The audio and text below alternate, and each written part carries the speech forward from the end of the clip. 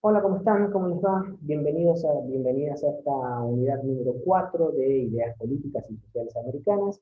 una unidad que está estructurada en torno a la idea de imperialismo. ¿Sí? En el comienzo del cursado vimos en la unidad número 1 que estaba alrededor de la idea de América Latina para ver algunos aspectos estructurales de este objeto de estudio. En esa misma unidad avanzamos sobre la idea de independencia para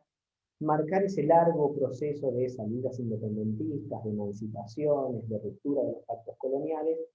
que va desde la revolución haitiana, que finalmente es la que vimos, con todas las particularidades y excepcionalidades que tiene ese proceso, hasta fines del siglo XIX con las independencias de Cuba y Puerto Rico. Es decir, para mostrar que hay una mayor heterogeneidad en las salidas independentistas de los países latinoamericanos.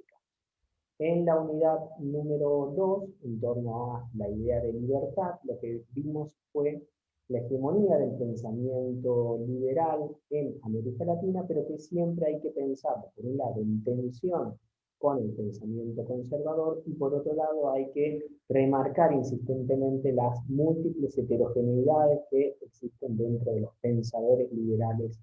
latinoamericanos, y que a través de esas tres vertientes de la ilustración, el romanticismo y el positivismo, ese pensamiento fue el que predominó a lo largo de todo ese largo siglo XIX, pero que también es mucho más complejo y diverso que asumir que todos los liberales fueron lo mismo en América Latina. En la unidad 3, a partir de la idea de revolución, lo que hacemos es dar cuenta de qué manera frente a esa crisis del liberalismo de fines del siglo XIX, comienzos del siglo XX, las posibles salidas a esa crisis se dan por movimientos y proyectos reformistas o por movimientos revolucionarios. Y en ese marco es en el que incluíamos a la Revolución Mexicana, porque es un proceso en el cual se puede ver claramente de qué manera todo el periodo de Porfirio Díaz como presidente de México es parte de esa dominación oligárquica que abraza el positivismo, que entra en una profunda crisis, y que la salida revolucionaria iniciada en 1910 marca un profundo cambio frente a el pensamiento que se venía dando desde el porfiriato. Un proceso muy complejo, muy sangriento, muy duro, que después de 10 años de lucha armada comienza una etapa en la que la construcción de un Estado post-revolucionario en México va a aquietar en gran medida, pero que siempre vamos a recordar que no asociamos la idea de revolución a la idea de lucha armada o de violencia, y del mismo modo los periodos de democracia como absolutamente pacíficos en ningún caso en América Latina. Y llegamos así, perdón, y en esa unidad número 3, además de la Revolución Mexicana, lo que veíamos es la generación de un pensamiento revolucionario a través de los marxismos latinoamericanos, en el cual la figura de José Carlos Mariátegui y del peruano es central para inaugurar esta idea del marxismo latinoamericano. Llegamos así a la unidad número 4, que se estructura en torno a la idea de imperialismo,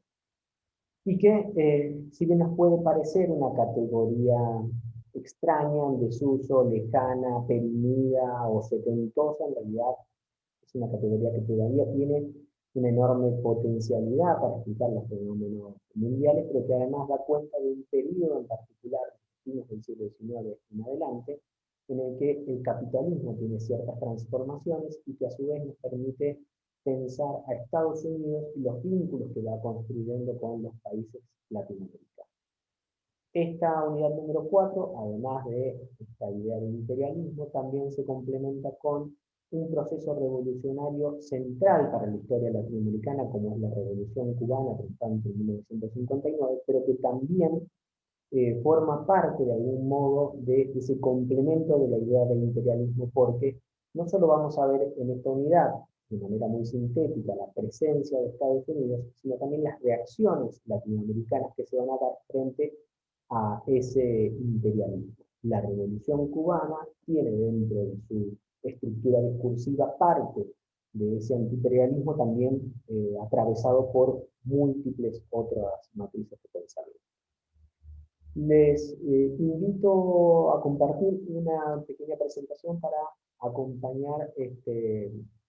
breve repaso sobre la idea de imperialismo y los tipos de vínculos, la presencia que ha tenido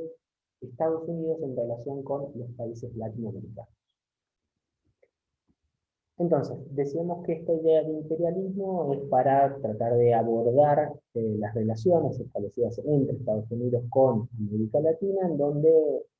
van a estar signadas particularmente por las presiones, los desencuentros y la presencia efectiva de Estados Unidos en muchos espacios latinoamericanos. Y que esto se va a ver fundamentalmente desde finales del siglo XIX hasta el periodo de la Guerra Fría, que es el cual nosotros no tenemos, porque justamente la segunda parte de esta unidad número 4 está hablando de un proceso que se da, el proceso revolucionario de Cuba en 1959, se da justamente en el marco, en el escenario, y solo es posible entenderlo también bajo esos términos de la Guerra Fría. Ahora, ¿por qué hablamos de la idea de imperialismo y la centramos sobre todo hacia finales del siglo XIX? Si uno puede rápidamente recordar existencias de imperios anteriores, ¿no? El imperio romano, el imperio otomano, múltiples imperios. Lo que mencionamos es que efectivamente existieron desde la antigüedad contactos culturales que estuvieron signados por el predominio de civilizaciones más avanzadas sobre otras, a través de la ocupación territorial o del uso de la fuerza o de la presencia de color. Pero que no es esta a la idea de imperialismo a lo que nos estamos refiriendo. Mencionamos también en la unidad 1, particularmente a partir del texto de Aníbal Quijano, de qué manera a partir de finales del siglo XV comienza a construirse el sistema mundo colonial moderno, que también denominábamos como el primer orden mundial, el moderno colonialismo europeo, y que esta idea de colonialismo, particularmente de las coronas de España y de Portugal sobre espacios del denominado Nuevo Mundo o grandes porciones de espacio africano, implicaban la presencia, el control, el dominio político, económico y cultural sobre estas colonias. La construcción de estas colonias, como lo característico de este moderno colonialismo europeo, que va a comenzar a romperse para el caso latinoamericano desde inicios del siglo XIX, y a lo largo de todo ese siglo se van a ir dando esas rupturas de esos pactos coloniales, pero que tampoco es esta a la idea de imperialismo a la cual nos estamos refiriendo. Mencionamos también a lo largo de estas clases, de algún modo, de qué manera la revolución industrial comienza a construir estas categorías de centros y periferias, con lo que aparece en la denominación de la construcción del segundo orden mundial. La revolución industrial de mediados del siglo XVIII supuso un enorme impacto y una enorme transformación mundial. Por un lado, porque la capacidad productiva se multiplicó por varias veces y todo lo que trajo eso aparejado, la capacidad de la comercialización, la capacidad de ese aumento de la producción y del comercio internacional y la capacidad del aumento de las migraciones, del transporte de personas, capitales y mercancías, como dice Aldo Ferrer, esto que él denomina las redes de globalización aumentaron, se perfeccionaron y posibilitaron la movilidad de múltiples elementos. Pero además porque hubo un profundo crecimiento demográfico a partir de mediados del siglo XVIII, que también venía atado con los avances científicos en el campo de la salud. Es decir, desde ese siglo XVIII, con la primera revolución industrial, y posteriormente en el siglo siguiente, con la segunda revolución industrial, las capacidades productivas también van a multiplicarse, y en parte esa segunda revolución industrial va a estar impactando en esta idea de imperialismo. ¿Cuál es entonces esta idea de imperialismo a la que nos referimos? El historiador británico Eric Hobsbawm, en ese clásico trabajo que tiene de las eras, desde la Revolución Francesa hasta el siglo XX, denomina al periodo que va entre 1875 y 1914 como la era del imperio, por dos motivos, dos grandes motivos, uno mucho más banal y otro que sí queremos recuperar. Ese motivo banal es que múltiples gobernantes europeos y asiáticos reclaman para sí el título de emperador. Pero fundamentalmente eh, porque comienza una nueva modalidad del ejercicio del poder con el imperio colonial que viene atado, viene aparejado a las transformaciones que el capitalismo mundial está teniendo en aquel momento. Algo mencionó Maxi en el video anterior, algo también aparece en el texto de Roberto Fernández Rentamar, que trabaja sobre la figura de Martí,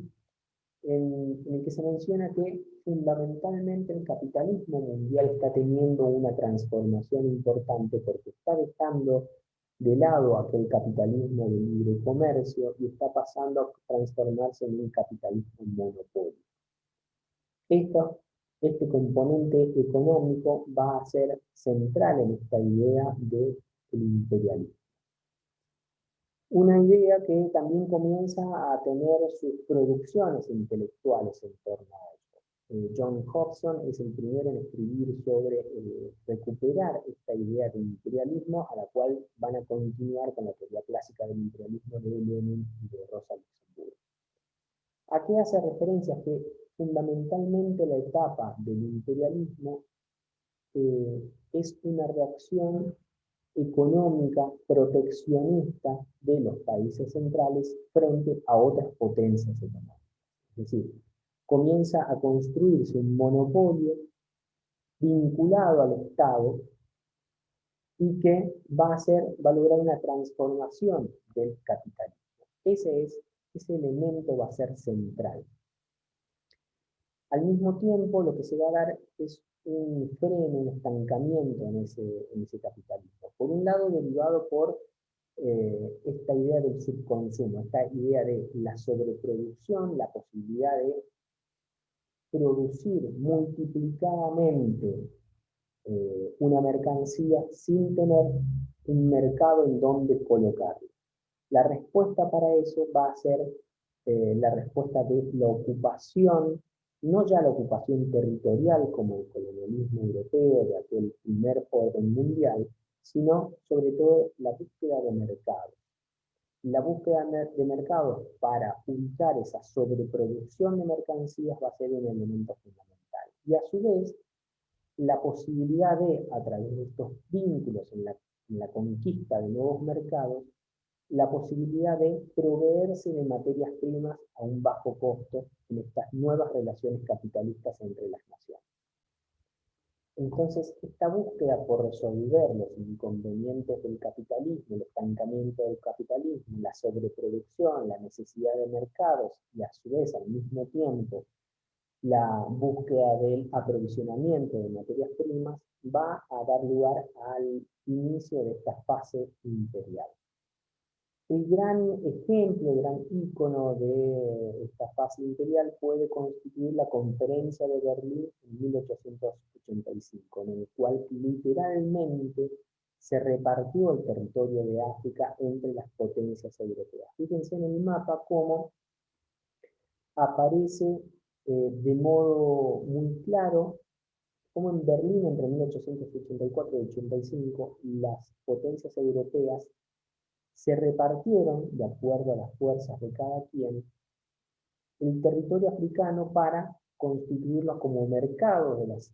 industrializaciones propias de estos países europeos y como aprovisionamiento de las materias primas. Fíjense que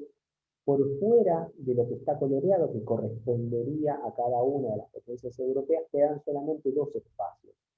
A la derecha, cerca del Cuerno de África, el Reino de Abisinia, y a la izquierda, en un espacio muy pequeño, algo que, al menos en la comisión de la siesta, estuvimos hablando, que constituye la República de Liberia, es decir, aquella república que, por acción y por impulso del presidente de Estados Unidos, James Monroe, y que esto viene ligado a todos los procesos del tráfico de esclavos y de la racialización, eh, constituyó una república nueva en África para el regreso de aquellas personas esclavizadas que habían obtenido la libertad. De hecho, la capital de Liberia se denomina Monrovia en honor a James Monroe, y también compartimos ahí un hilo de Twitter de periodistas sobre de qué manera este espacio de Liberia, ni siquiera con el regreso de las personas esclavizadas y libertas en ese regreso a la África, llegaron a resolver los inconvenientes, ¿no? De qué manera, en términos no solo raciales, sino en términos políticos, quienes eran africanos nacidos en el África y quienes eran los nuevos libertos que pasaron a ocupar este espacio de Liberia, hubo enormes tensiones, incluso eh, y particularmente sobre finales del siglo XX. Entonces, si bien Estados Unidos no participó directamente de la conferencia de Berlín, en esta unidad lo que hacemos es pensar esta idea de imperialismo fundamentalmente en términos del imperialismo estadounidense, porque eso implica los vínculos y las relaciones con los países latinoamericanos. Hasta este punto hemos visto poco o casi nada de Estados Unidos, por eso un breve repaso súper rápido sobre la constitución de Estados Unidos como una potencia. En primer lugar, decir que el espacio estadounidense fue inicialmente explorado por españoles y por holandeses y franceses. Esto uno lo puede ver sobre todo a partir de los nombres de las ciudades, pueblos que se van fundando y cómo todavía quedan esos rastros de esa presencia española, holandesa o francesa, sobre todo en el sur del actual Estados Unidos, que comienza con esa fundación de las 13 colonias y que a partir de esas 13 colonias que están instaladas sobre la costa atlántica, comienzan los conflictos con la metrópoli, Gran Bretaña, que desde el siglo XVII ya tiene una presencia fuerte luego de que predominara sobre una inicial e incipiente colonización holandesa. Estos conflictos con la metrópolis, como en términos generales, y muchas de las salidas independentistas, tienen que ver con conflictos económicos y en el cual se empiezan a construir argumentaciones de otro tipo para sostener esa, esas disputas económicas. Como cualquiera de nosotros que haya visto una película realizada en Hollywood conoce, la independencia de Estados Unidos de la respecto de la metrópoli Gran Bretaña se firma el 4 de julio de 1776 y que a partir de ese momento comienza una organización política que va a determinar toda la historia de Estados Unidos en esta organización bipartidista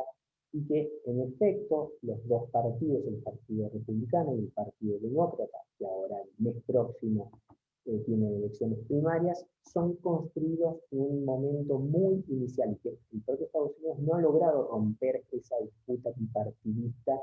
y que de hecho el actual presidente Donald Trump, que inicialmente podía haber jugado como una tercera fuerza, en efecto se termina sumando a las filas de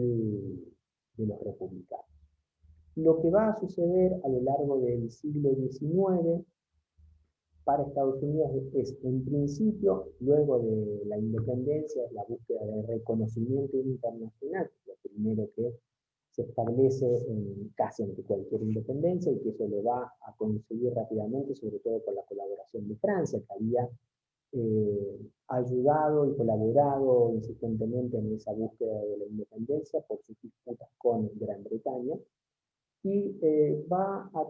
intentar resolver particularmente los conflictos territoriales y que va a tener diferentes estrategias y mecanismos, desde la compra directa hasta la cesión que le realicen ciertos países, hasta la expansión territorial que va a ser lo característico del proceso de esa primera parte del siglo XIX. El avance territorial. el avance de la costa este hacia la costa este va a ser fundamental en esa primera parte del siglo XIX. Y ahí aparecen dos elementos que están vinculados con los vínculos con América Latina. La doctrina Monroe, que enseguida veremos algún fragmento para ejemplificar a qué hace referencia esta doctrina, y la idea del destino manifiesto que, si bien forma parte de la primera mitad del siglo XIX, este argumento del destino manifiesto es posible todavía encontrarlo en el siglo XXI.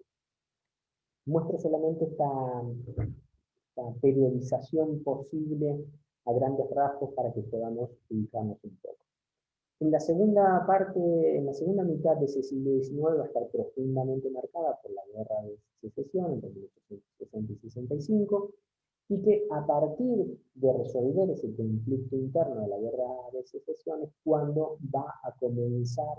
a multiplicar esas fuerzas productivas y por lo tanto va a dar paso a esa fase imperial que José Martí ya estaba advirtiendo cuando estaba efectivamente en Estados Unidos. A su vez, va a tener una presencia importante y decisiva en la guerra hispano-norteamericano-cubana, podríamos agregar, que va a determinar la independencia de Cuba respecto de la corona española, pero que va a determinar también la presencia muy temprana de Estados Unidos en la isla y que va a marcar la historia cubana. En esto algo hemos mencionado que en términos generales la historia cubana difiere de toda la historia de los países continentales por varios motivos. Uno de ellos es que es la última colonia española en independizarse, es decir, en ese largo siglo XIX, pasa todo el siglo XIX bajo dominio español y que efectivamente inmediatamente con esa independencia va a tener una enorme presencia de Estados Unidos hasta la Revolución Cubana de 1959. Y ya en el siglo XX también podemos dividirlo en al menos un par de partes que tiene que ver con las políticas exteriores de Estados Unidos en relación a los países latinoamericanos, con la política del gran garrote y de la diplomacia del dólar, que comienza muy temprano al inicio del siglo XX, y con la profunda crisis del capitalismo mundial, con la crisis del 29, que va a afectar a todas las economías regionales latinoamericanas que eran muy dependientes de ese comercio exterior. La búsqueda de las salidas de esa crisis bajo el periodo de Franklin Delano Roosevelt con el New Deal van a ser en términos internos una política que es un momento de cambio respecto a la historia de la intervención estatal del Estado estadounidense en economía y a su vez en términos de vínculos con los países latinoamericanos también se va a dar un cambio importante con la política del buen vecino. Y finalmente llegamos solamente hasta esta segunda parte del siglo XX con la Guerra Fría para darle marco a la Revolución Cubana y en el que bajo la presidencia de John Fitzgerald Kennedy va a tener enormes puntos de tensión también junto a la Revolución Cubana. Decimos entonces que la doctrina Monroe puede constituir el primer hito de los vínculos, de las políticas exteriores, de las relaciones entre Estados Unidos y América Latina. ¿En qué consistió esta idea de la doctrina Monroe? En principio, no es efectivamente escrita por el presidente James Monroe, sino sobre todo por su secretario de Estado,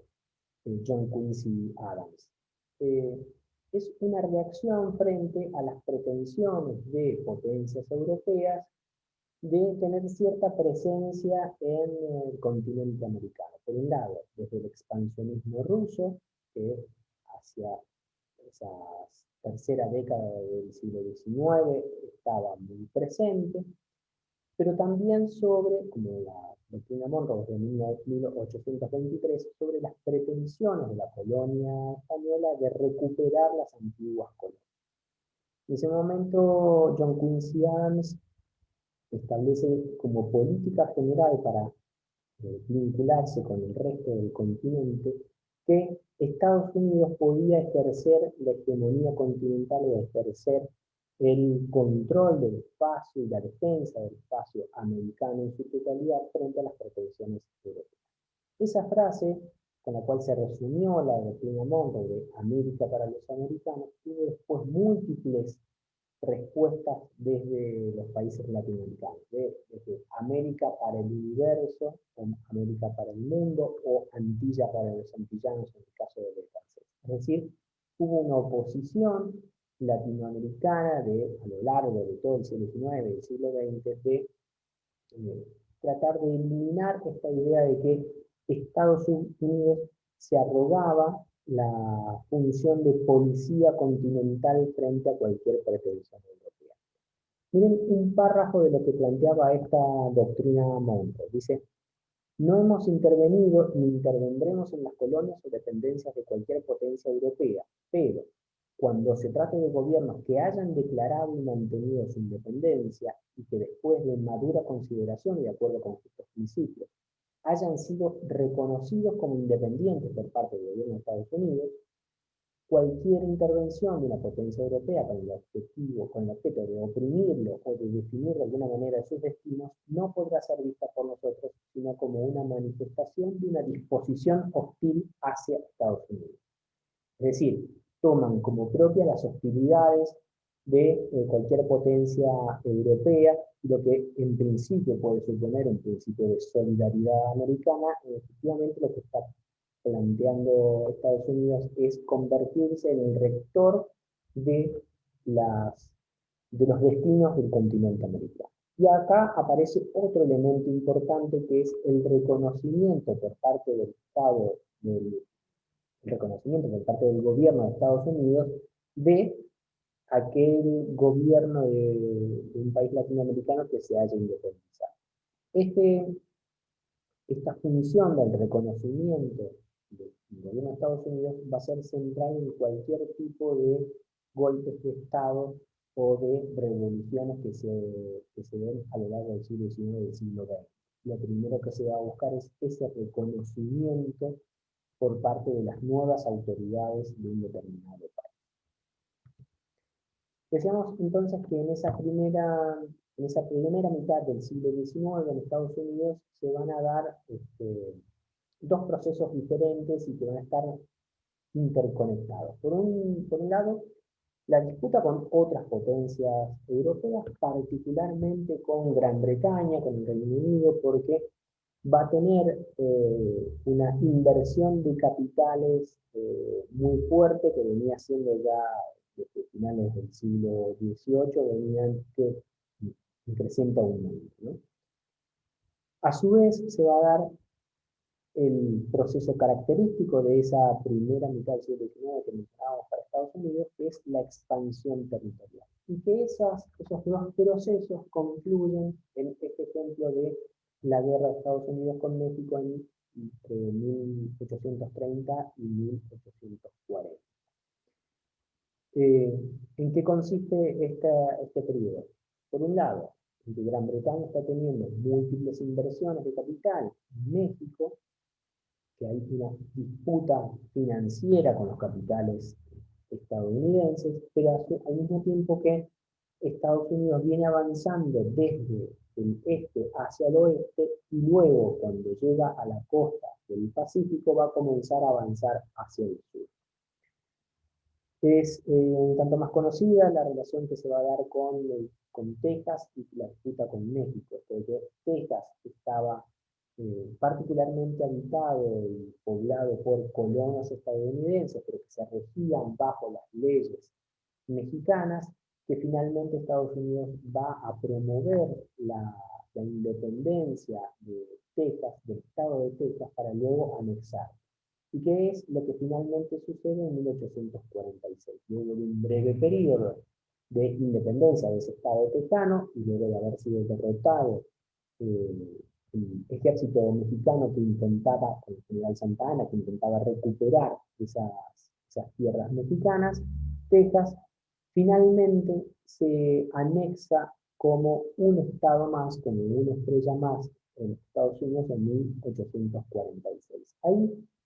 también otros motivos para remarcar cómo particularmente todos los estados sureños que son plantoesclavistas en su mayoría, van a pretender aumentar más estados para tener una mayor representación de legisladores en el Senado, para tener cierta injerencia en las políticas de Estados Unidos.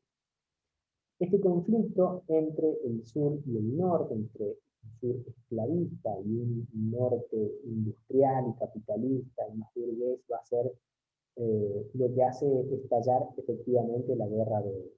de secesión. Fíjense en este mapa de qué manera se va a dar esa expansión territorial desde las iniciales 13 colonias que estaban sobre la costa atlántica hacia todo en la costa oeste, y una vez alcanzada esa costa este va a continuar avanzando hacia el sur,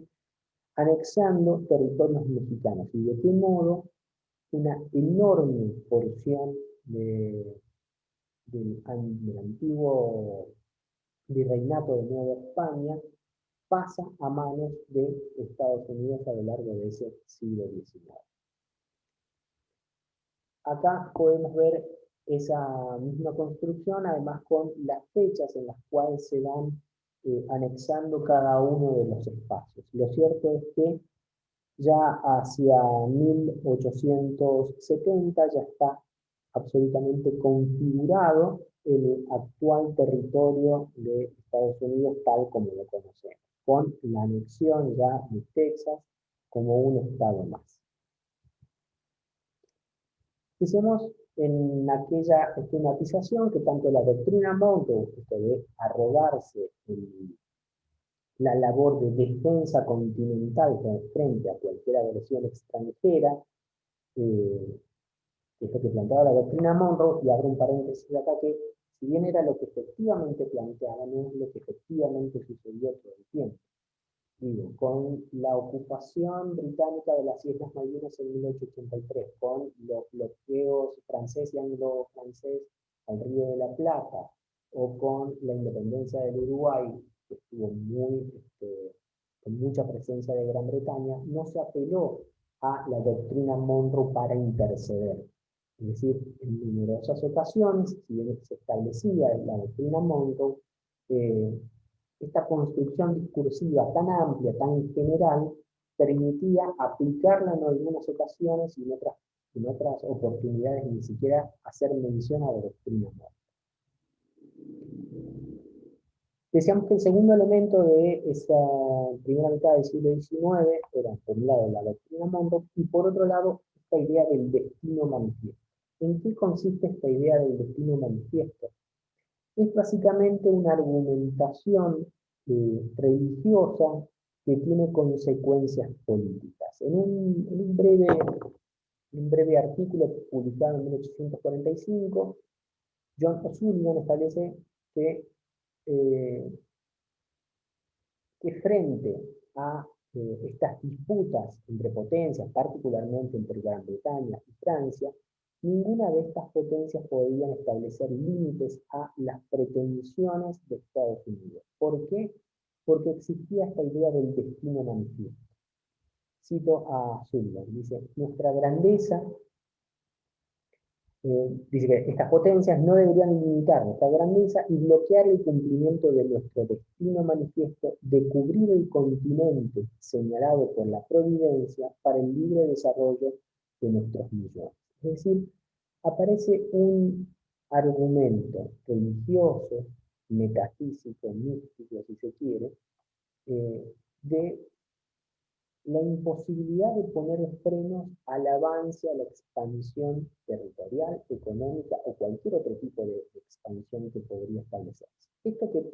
nos puede sonar bastante irracional o propio de la primera mitad del siglo XIX, esto ha sido recuperado históricamente en el discurso público estadounidense, en el discurso del propio Estado estadounidense, y que de hecho en las múltiples intervenciones, particularmente en los últimos años en Medio Oriente, se ha vuelto a apelar a esta idea del destino manifiesto. por más extraño que nos resulte, es una idea que sigue vigente. Decíamos antes que la anexión de Texas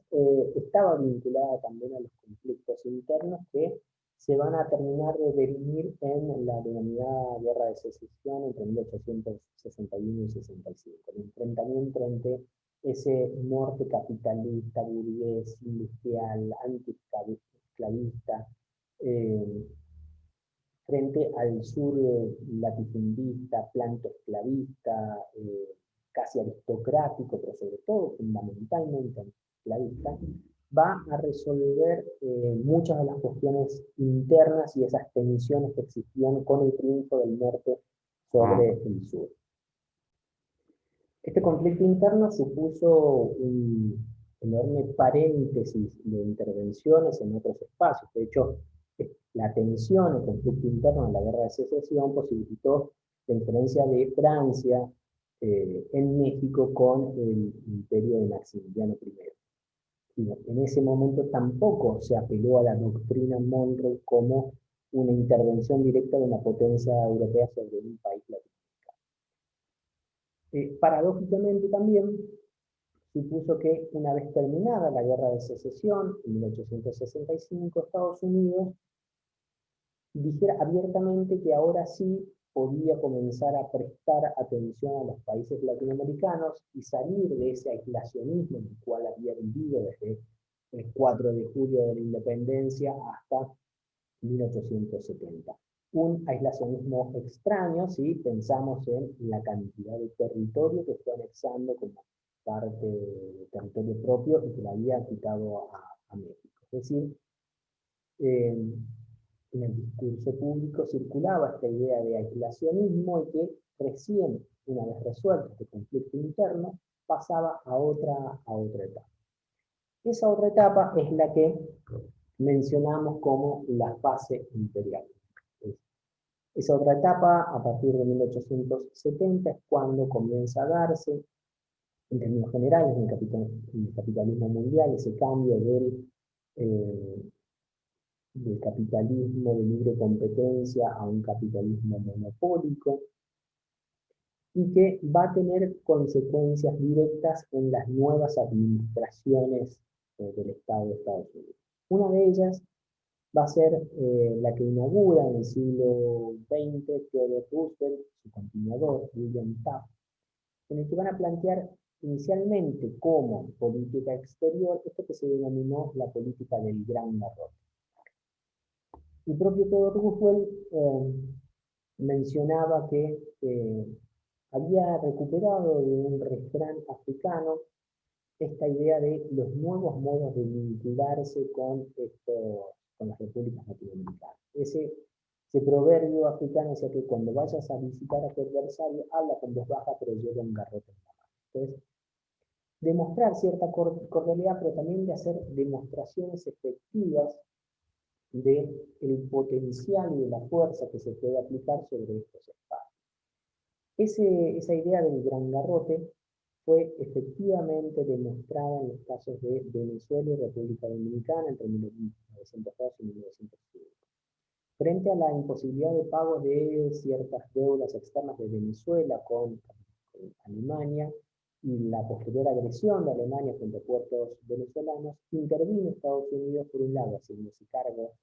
de la deuda de Venezuela, pero también haciéndose cargo de la economía interna venezolana, principalmente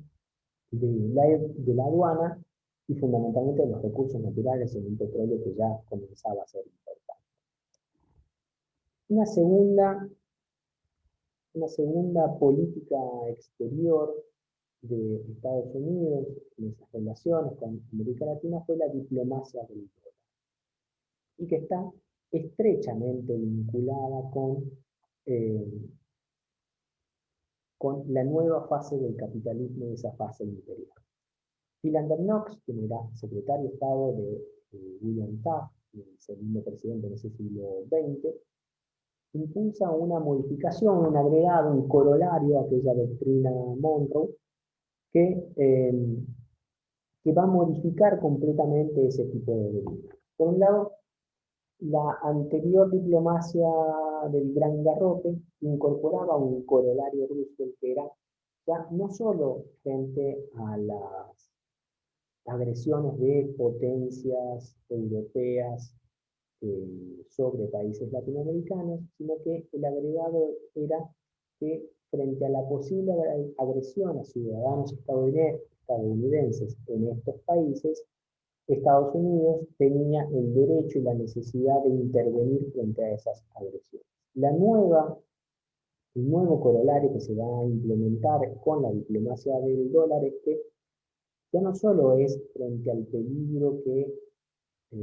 las pretensiones europeas sobre países latinoamericanos o el peligro de ciudadanos estadounidenses residentes en estos países latinoamericanos, sino que se van a agregar el peligro de los capitales estadounidenses invertidos en estos espacios. Es que esta diplomacia del dólar lo que viene a marcar es la conexión, la fusión entre el complejo financiero de Wall Street con las políticas de Estado. Es decir, como casi lo típico de las oligarquías latinoamericanas, en donde las oligarquías toman en gran medida los aparatos del Estado y funcionan casi indiferentemente, del mismo modo sucedió en Estados Unidos con la diplomacia del dólar.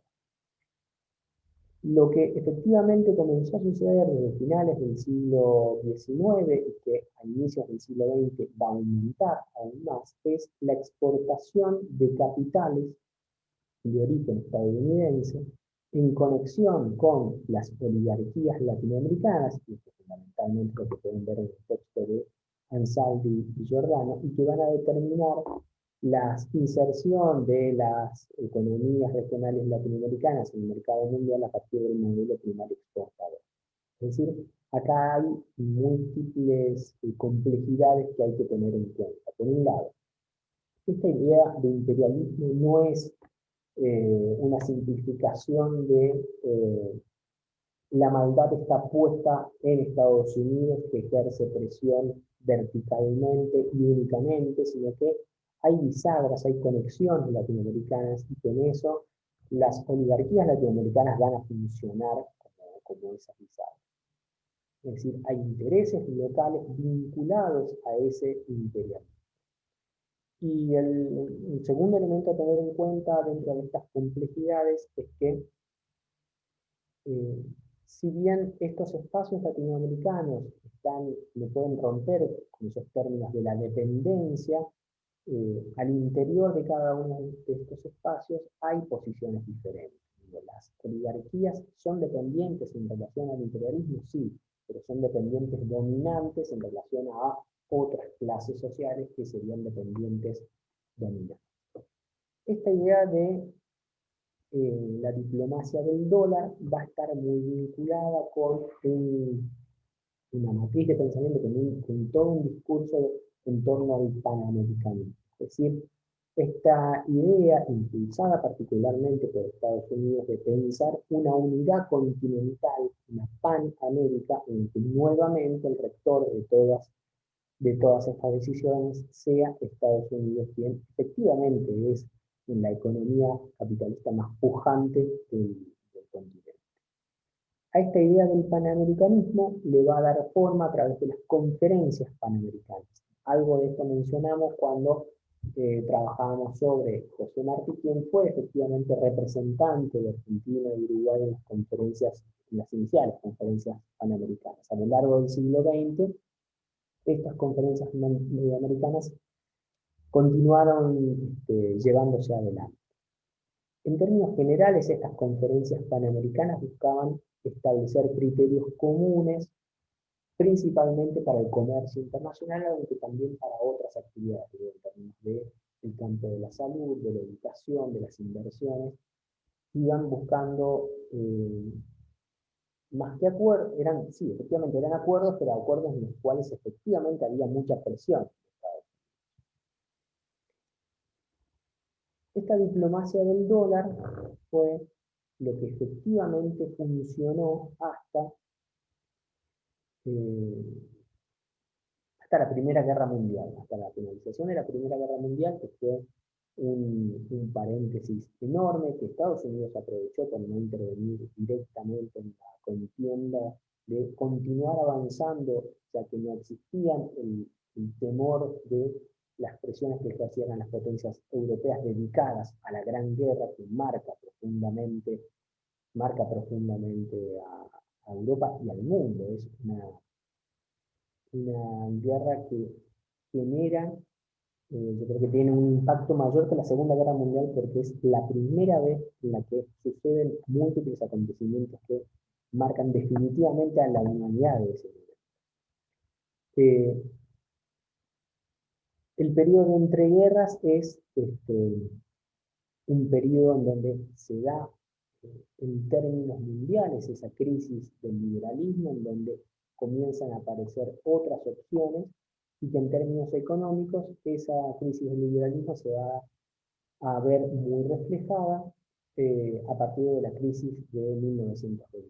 la crisis mundial de capitalismo, en la cual todas las economías latinoamericanas van a ser arrastradas porque son muy dependientes de ese comercio internacional, principalmente con Estados Unidos, va a determinar la necesidad en Estados Unidos de una nueva posición, principalmente del Estado, y de un mayor intervencionismo económico en el Estado. En términos de los vínculos de Estados Unidos con América Latina, a partir de la presidencia de Franklin Delano Roosevelt, va a haber una modificación importante, aunque también relativa. Por un lado, la instalación de la política del buen vecino va a modificar en buena parte las políticas intervencionistas directas que había sostenido Estados Unidos hasta ese momento, pero también en muchas ocasiones esto va a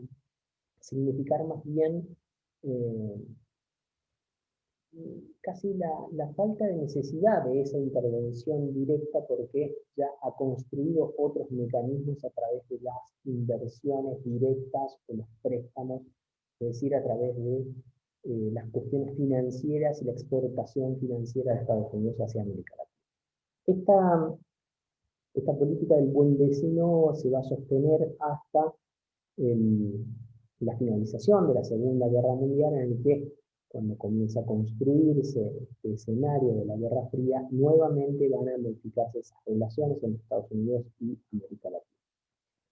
Una Guerra Fría que seguramente ya lo habrán visto en alguna otra materia, va a suponer esta división bipolar del mundo, en donde cada uno de los bloques está liderado por Estados Unidos por un lado y la Unión de Repúblicas Socialistas Soviéticas por el otro. Y que va a aparecer un nuevo discurso de enorme peso en este marco, en este escenario de la Guerra Fría, que va a ser la lucha anticomunista. Estados Unidos se va a centrar en este discurso anticomunista, no solo en esa relación con América Latina, sino al interior de propio Estados Unidos, y que va a ser el escenario central que va a marcar toda la segunda mitad del siglo XX. Y que es en este marco en el cual se va a dar la Revolución Cubana, en 1959, que va a comenzar a tensionar enormemente esas relaciones entre Cuba y Estados Unidos, que habían estado muy fundidas, muy cercanas hasta el derrocamiento de Fulgencio Batista y la aparición de Castro, Camilo Cienfuegos y Che Guevara. Lo cierto es que a lo largo de este siglo XX, esta idea de hegemonía estadounidense que se había iniciado con la exportación de capitales en esa fase imperial, en esa diplomacia del dólar, va a ir encontrando otros mecanismos. Inicialmente estaba mucho más dedicado a las empresas industriales privadas que conformaban parte de los intereses del Estado en esa fusión entre el complejo de Wall Street y las políticas de Estado de Estados Unidos. A lo largo de ese siglo, de esa primera mitad del siglo XX, van a comenzar a diversificarse estos mecanismos de hegemonía. Por un lado, van a ser la presencia militar real, concreta y efectiva. En ese caso, Centroamérica lo vivió de un modo muy concreto y muy diferente al cono sur. A nosotros nos resulta bastante lejano y extraño la presencia de marines en los países del cono sur.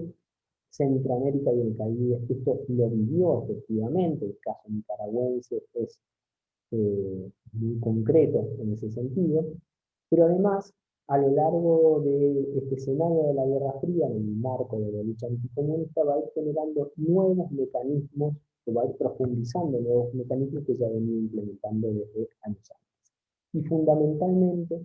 la asistencia técnica para el desarrollo va a ser uno de esos grandes mecanismos. Es decir, ya no la presencia militar real y concreta, sino